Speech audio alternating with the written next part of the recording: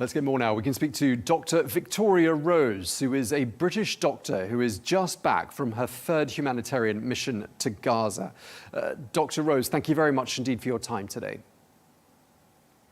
Pleasure. You are a consultant in plastic and reconstructive surgery, and I gather you worked non-stop more or less the time you were in Gaza. Just talk us through what your day-to-day reality was when you were there.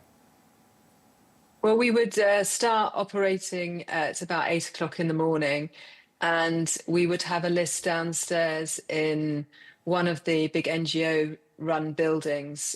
We would run a plastic surgery list and next to it an orthopedic list. And the idea was that we would cross-cover any orthopedic injuries that had skin loss or skin issues. We would do those as well, and then we would have our own list. We'd have about 10 patients on the plastics list, 10 patients on the orthopedic list, and then we would run a sedation room of dressing changes, and that would have another 5 patients on it.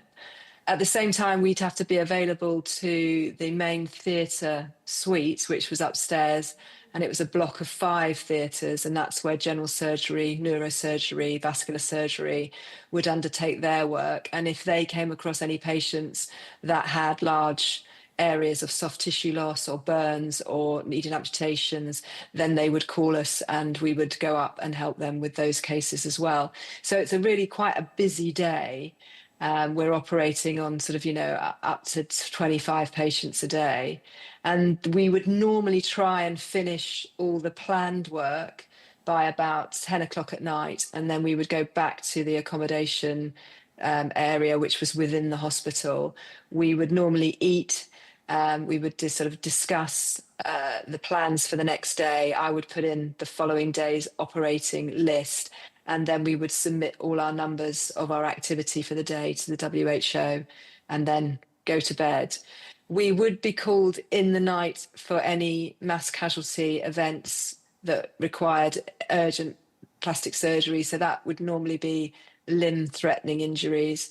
That tended to happen more towards the end of our trip because we started to see more mass casualties then as NASA got further into the active fighting zone. And how long did you maintain that routine for? Every day for just over 3 weeks. Okay, and I mean, did you feel, you mentioned mass casualty events happening in the vicinity. Did you feel at any stage that your life was in danger? Yes, I was worried the first day we arrived because we were due to go to the European Gaza hospital. So when we entered Gaza, that was where our vehicle was taking us. Our charity had 2 groups go in. So I was a group with 3 surgeons, and the week before me, a group of 2 surgeons had gone in. One that I know very well, he's an old friend, and they had gone straight to the European Gaza. And as we arrived, the European Gaza got bombed. And so he was sending me footage of an explosion outside the hospital. And at that point, I was quite worried for his life, really, and the life of my other colleague. But I did sort of worry that hospital bombing was getting more and more acceptable, I suppose, and that we would be in danger. You've described your daily reality. Now tell us what the daily reality for the average person in Gaza is, as far as you were able to see from where you were.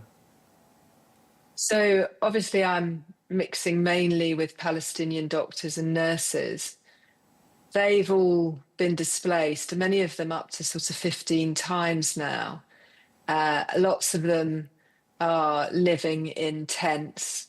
There's not many structural buildings left in South Gaza. There's no sanitation in any of these tented facilities. There's very little clean water left. Clean water now is only available in areas like large hospitals that have their own filtration systems. Most of the other buildings have been destroyed. So clean water is one of the things that people worry about. And a lot of people spend their time trying to obtain clean water and food. Obviously, the blockade to aid was fairly maximal when we got there. Nothing had come in since the 2nd of March. And although we were in Gaza when the first 90 trucks got in, it didn't really seem as if much aid had come through. Everybody was still spending a lot of their time sourcing food. The level of malnutrition was visible in the population. I mean, it's a dire life, really. When I spoke to my colleagues this time, more than one said that they would rather die than carry on living like this. And you said malnutrition was visible.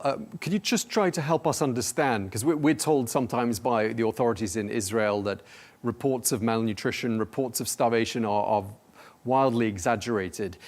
Help us make sense of this. What did you see? I mean, what's the evidence, and what would be some of the definitions you could use to help us to really get a true picture of the situation? Well, everybody that I'd met before, because obviously I've been to Gaza before the war, everybody I knew that came to see us or that we were working with has lost weight, and it's very visible weight loss, so 5-10 kilos. But we noticed it really in the children. The children are hit the hardest because the under fives particularly have a very high metabolic rate because they're growing. And what I noticed most was that the children are very small for their age in comparison to their Western counterparts. So a child that would go on the operating table, I would estimate to be 5 years old, I would be told that they were 9 or 10. And that was quite shocking. They're very small.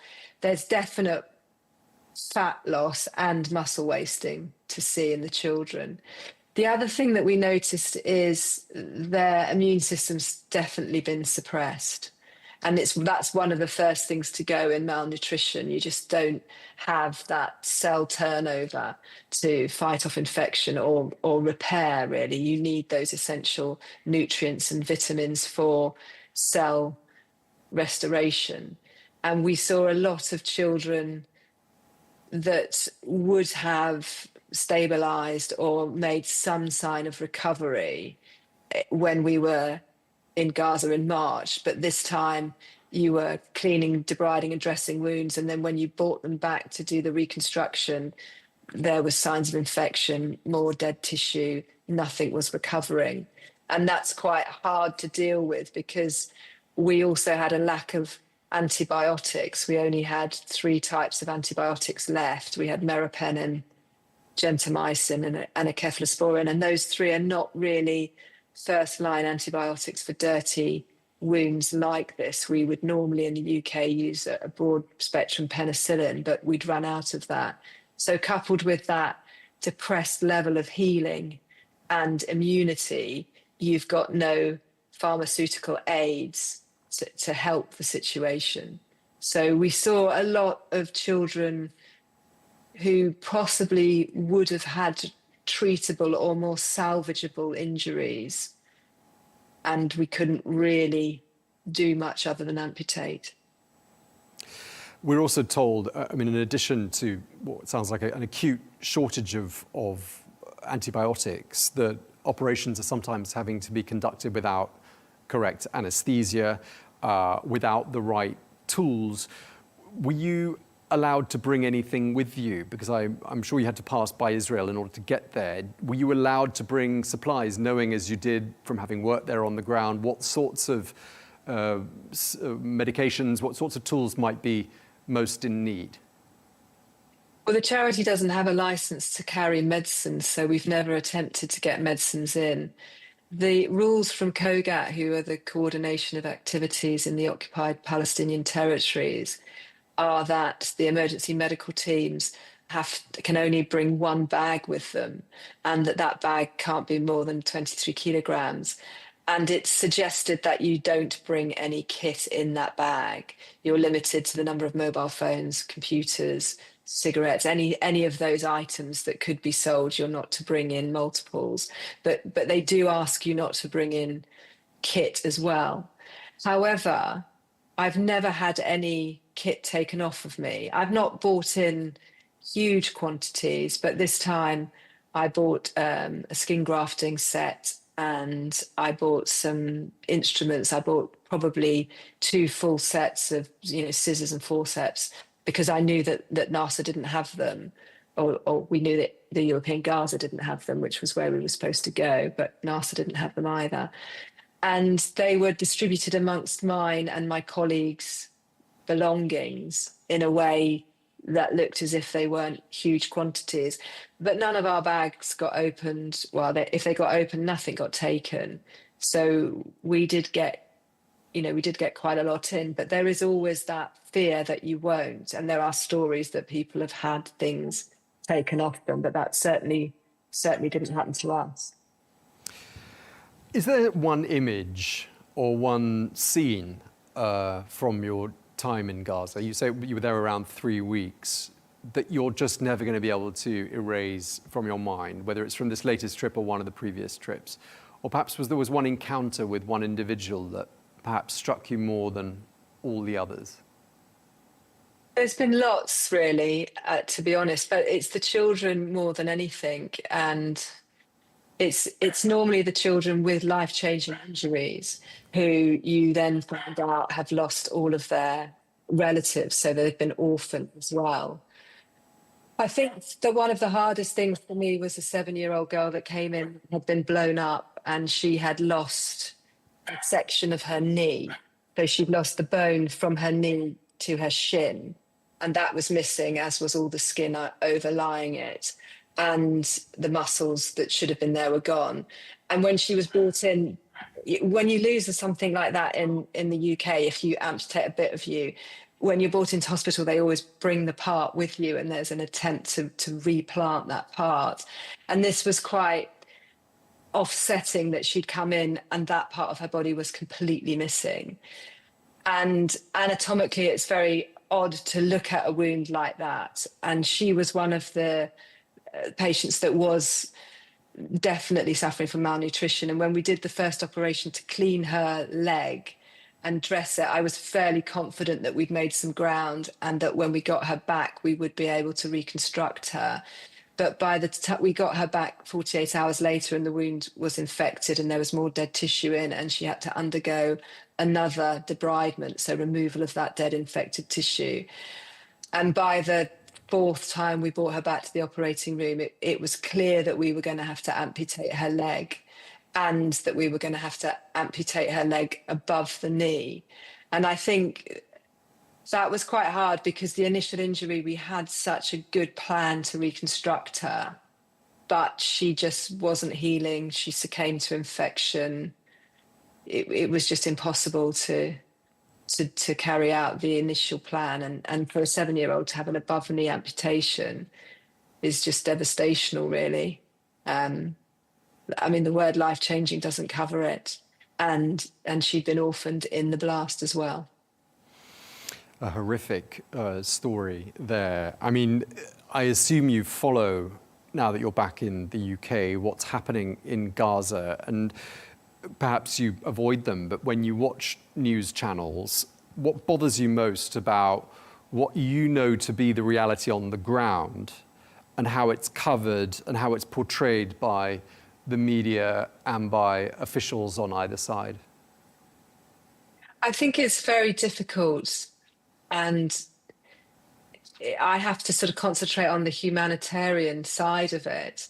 I mean, I'm not playing down what happened on October the 7th, and a lot of women and children were taken hostage in that event. But the collateral damage from this attack on Hamas is quite shocking. The number of children that are being injured and cited as, we're not attacking children, we're after a terrorist organization. But it's a vast number of children that have been maimed, killed, orphaned, really huge numbers. And every time I've been, the number of children affected is rising. This time, 60% of my operating list every day was under the age of 15. and I'm operating on, 13 people every day. So it just gives you an example of what I'm seeing, and it's very difficult to fully accept that it's a targeted attack on Hamas terrorists. And when you compare coverage of Gaza to, say, coverage of Ukraine, where there's tragedy every day and children, women, men maimed every day, do you get the impression there's a bit of a double standard when it comes to covering suffering according to who's actually the one suffering? Do you detect that? I think what's the hardest is to work out what news is fake and what is not, because I think whatever comes out seems to be cited as fake. And I know a lot of the Western media say that they can't get in and they can't, verify what's coming out of Gaza. But there are quite a few Palestinian photographers and filmmakers that are putting their footage out. But it is constantly being disbelieved and cited as fake.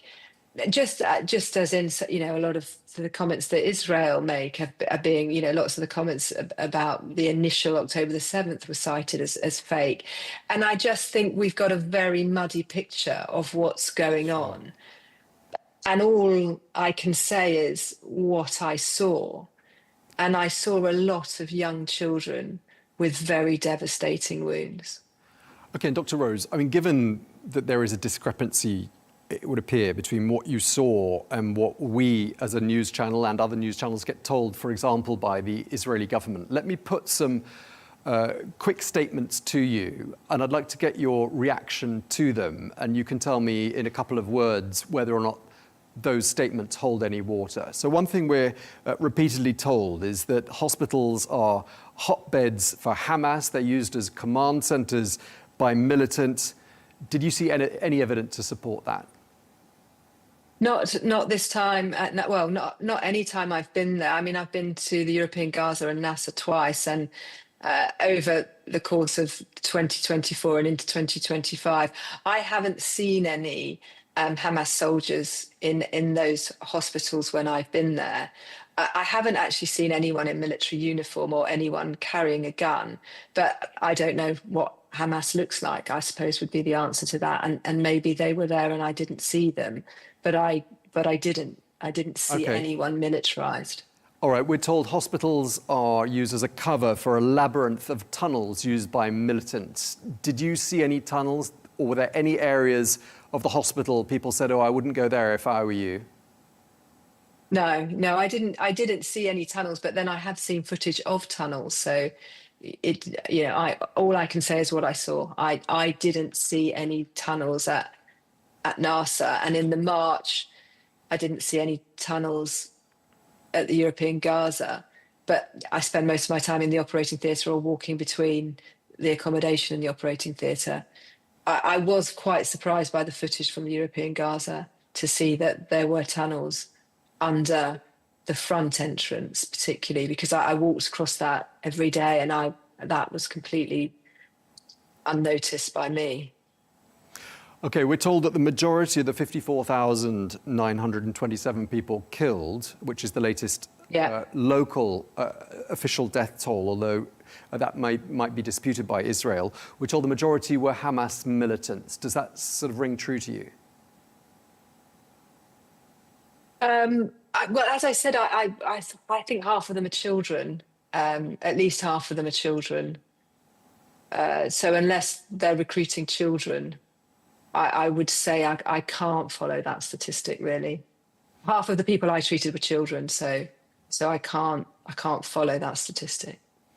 Okay, and we're told repeatedly no one is dying of starvation. The reports of malnutrition are wildly exaggerated. People have enough to eat. How would you respond to that? I don't think that's true. Certainly not from what we saw on this mission. Nobody's got enough to eat, and there were definitely signs of malnutrition. 60 children died at Nasser from malnutrition while we were there. Admittedly, a lot of those are children that are gluten intolerant and can't take standard formula milk or children with other metabolic illnesses that they can't treat because of the lack of supplies. But there's definitely signs of malnutrition at NASA at the moment, and for the entirety of the month we were there. I know you're a doctor, you're not a political figure, so please feel free to disregard this next question. But does the word genocide ring true to you as being a word that could be apt to describe the situation in Gaza right now? I thought so, but I understand that the definition possibly isn't what I think it is. So it's probably not for me to be drawn in it. But there's a huge number of people dying in Gaza at the moment that needlessly as collateral damage for this war. And I'm not sure how long we can watch that happen from a humanitarian point of view. And were you to get 30 seconds with the British Prime Minister, Sir Keir Starmer, what message would you want to get across to him? I think this is becoming very partisan now. I think we have to be very careful of the way that we go forward. I think that this is not going to end well if it continues. I'm concerned about the number of children that have been orphaned and the videos that I've seen of small children, who've lost a parent, screaming and ranting at the camera. I worry what those children will grow up into. There is definitely a rise in anti-Semitic behaviour, particularly in the USA. I don't think we can just let this carry on the way that this war is being run. It's not going to end well for anyone, and I would urge my government to look very carefully at measures that they can immediately take to bring a stop to it. Just talking about you as we wrap up, how does it feel to be back, and how are you processing everything you've seen and reconciling that with your vastly different daily reality now that you're back in the UK? I'm sort of still in it, really, because I'm still in conversation with my colleagues in Gaza. We still have patients that we've operated on that I'm being updated on. I'm still watching NASA in the red zone. I said tomorrow I will watch the MSF NGO evacuate NASA, which is possibly the beginning of the end for it. So I don't feel that I'm in a position to step out and process it. I think if this war, if we do get a ceasefire, what I've seen might possibly be worth it, and I'll feel that we've accomplished something. But as I say, I'm concerned about the future for both sides if we don't stop. Just in a word, would you go back? I would love to go back. I'd quite like to go back when it's all over, just to see people that we've been working with, and not necessarily work the way in which I've been working. I would like to go back, but at the moment I don't think I will be allowed back in. I don't think I will get permission to enter Gaza again, and until the situation changes. All right, we're going to have to leave it there. We're out of time. Thank you so much for taking the time to speak to us. We really appreciate it. Dr. Victoria Rose, thank you very much indeed. Thanks very much.